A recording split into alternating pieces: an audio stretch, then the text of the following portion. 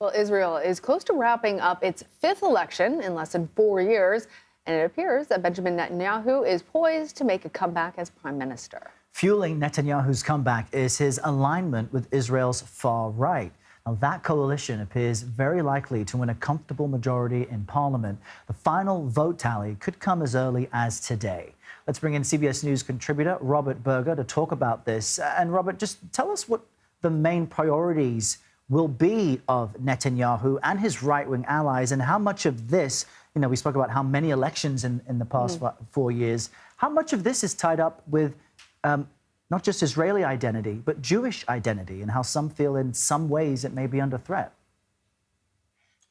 Well, Jewish identity, it all comes down to security. Do the Jewish people feel secure in their own land? And that's why I'd say the number one priority for this government is security, especially since Palestinian attacks have been continuing over the past several months.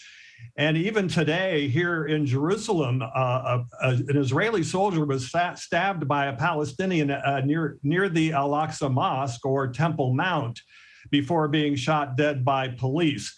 One of the more extreme members of or perhaps I should say the most extreme member of this new government, an anti-Arab politician named Itamar Ben-Gvir, is hoping to be police minister, and he's calling for tougher measures to quell Palestinian violence and unrest. And then also on the issue of security is Iran. The Israelis are extremely alarmed. Iran has been enriching uranium at a furious pace, and Israel is worried that they're getting close to developing a nuclear weapon.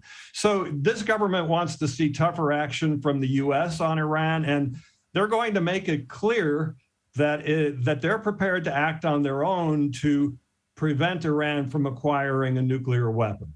I want to follow up with you on that point and the larger question about security in the region, because Israel recently has made steps to normalize relations with several of their Arab neighbors, including closing a multi-billion-dollar trade deal earlier this year with the United Arab Emirates.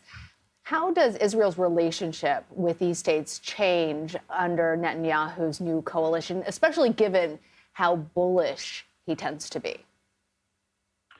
Well, it was actually Netanyahu who oversaw the peace deals with several Arab states, including the Emirates and Bahrain, Morocco, and Sudan.